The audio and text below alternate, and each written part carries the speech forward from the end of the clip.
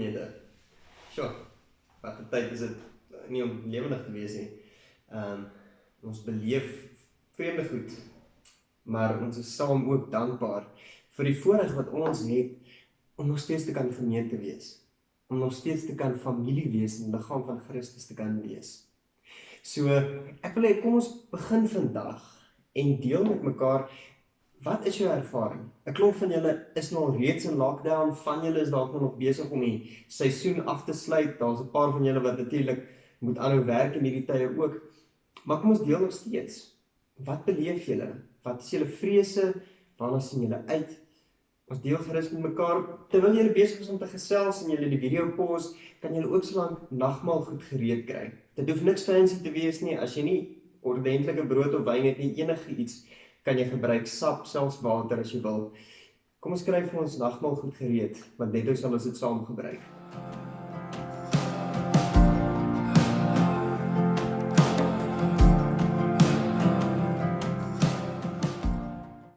So vandag vra ons die vraag, wat sê die Bybel oor COVID-19? Die realiteit is, die Bybel sê heeltemal niks oor COVID-19 nie. Niks direk nie, niks spesifiek nie.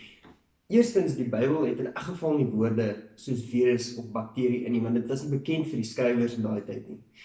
En hoewel hulle siektes gehad het en hulle self afstande geskep het, soos met malaatses, was dit glad nie dit wat ons vandag ken nie.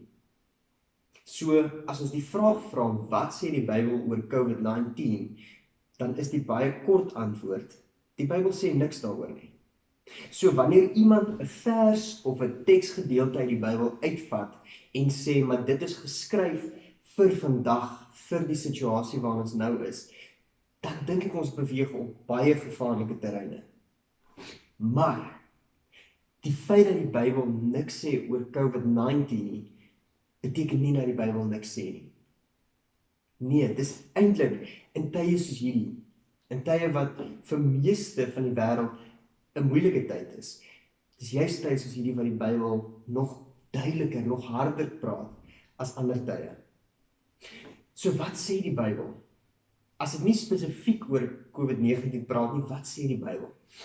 Die Bybel het 'n klomp verskillende fasette. Daar's 'n stuk geskiedenis in, daar's 'n stuk beeldspraak in, daar's 'n stuk poesie in. Maar die Bybel as geheel praat met ons oor God. Wie God is, wat God doen en wat God se verhouding met die mens is.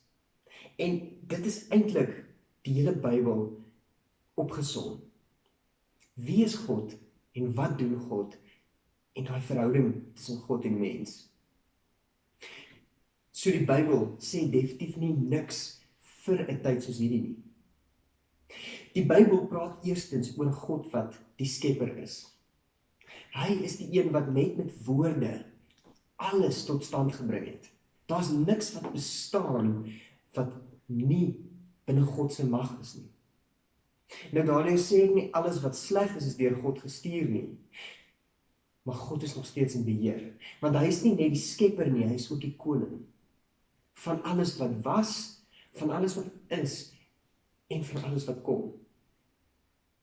Maar hierdie God die Vader is ook nie net iemand wat ver weg sit nie, nee. God is hier by ons. Hy is die Immanuel God, wat aarde toe gekom het. Hy is die woord wat aan die begin al was, en kom mens word het. Want hy besef, ons as mense, verstaan nog nie die hart van God reg nie. En hy kom mens word, juist sodat ons kan leer wie God is en hoe God werk. So hierdie God het kom mens word en natuurlik, vandag is Goeie Vrydag, ons dink ook aan die feit dat hy kom sterf het vir ons. Hy het ons verlosser kom word en hy het al die moeilike, die straf van die eendag, het hy op homself kom neem. En dan natuurlik is die Bybel ook 'n boek wat vir ons leer. Leer wat dit beteken om Christen te wees. Leer wat dit beteken om te lewe soos iemand wat vir God ken. So, wat sê die Bybel oor COVID-19? Niks nie. Maar die Bybel praat baie duidelik met ons, juis in moeilike tye soos die. En in moeilike tye soos die, word ons weer van vooraf aangemoedig en gesê, hierdie is nie die einde nie, want God is die verlosser. Hy het klaar die dood kom oorwin. Die Bybel sê ook vir ons, God staan nie ver weg nie, hy is nie apaties nie, nee. Die hart van God breek, juis in 'n tyd soos die. Soos wat Jesus by Lazarus se graf gehuil het, so glo ek word Jesus se hart oor en oor gebreek, elke keer as iemand siek word, as iemand uitgebuit word in 'n moeilike tyd soos hierdie, as iemand 'n familielid of 'n vriend moet begrawe. Jesus is nie ver nie, hy is naby. En dan sê die Bybel vir ons, maar ons is die lig.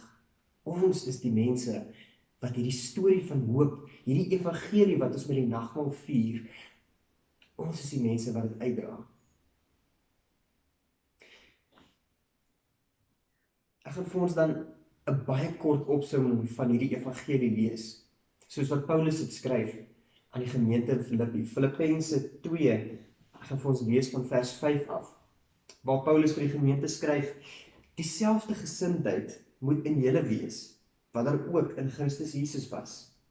Hy wat in die gestalte van God was, het sy bestaan op godgelyke wyse nie beskou as iets waaraan hy hom moes vasklem nie. Maar hy het hom verneder deur die gestalte van 'n slaaf aan te neem en aan mense gelyk te word. En toe hy as mens verskyn het, het hy homself verder verneder. Hy was gehoorsaam tot in die dood, ja, die dood aan die kruis. Daarom het God hom ook tot die hoogste eer verhef en hom die naam gegee wat bo elke naam is, sodat in die naam van Jesus Christus elkeen wat in die hemel en op die aarde en onder die aarde is, die knie sou buig en elke tong sou erken, Jesus Christus is Here, tot eer van God die Vader. Hierdie moeilike tyd, hierdie lockdown tyd, hierdie pandemie tyd, dis 'n tyd waarin ons nog steeds vir God verheerlik. Maar nie net dit nie, dis 'n tyd waar die wêreld ook weer iets van God gaan leer ken. Ek kan nie vir julle presies sê hoekom hierdie virus op aarde is nie. En ek sou bang wees vir enigiemand wat sê hulle het definitief presies die antwoord. Ek sal eerder, soos die profeet Jesaja sê, maar wie's ons om vir God te bevraagteken? Wat ek wel van seker is dat God verheerlik gaan word. Deur ons as mense en deur die skepping eendag, wanneer alles volmaak gemaak word. God is nie ver weg nie. Hy het nie beheer verloor nie. God is saam met ons hier. En ons vier met Goeie Vrydag die feit dat God bereid was om mens te kom word. Bereid was om alles te kom gee, sodat ek en jy nie sonder hoop hoef te wees nie. So ek wil vir ons die geleentheid gee, kom ons saam, gebruik die nagmaal. Jesus het saam met sy disippels geëet. Op 'n stadium het hy die brood gevat. Hy het dit gebreek, vir hulle aangegee en gesê, hierdie is my liggaam, wat vir jou gebreek is. Daarna het hy ook die wyn gevat, en hy het vir hulle gesê, hierdie is my bloed, wat vir jou gevloei het. Deur Christus se liggaam en sy bloed, kan ons seker wees, ons is gered. En daarom maak dit nie saak, wat met hierdie tyd gebeur nie. God het klaar oorwin. Julle kan nou as gesin die nagmaal saam gebruik, en dan kan julle saam afsluit. Seën.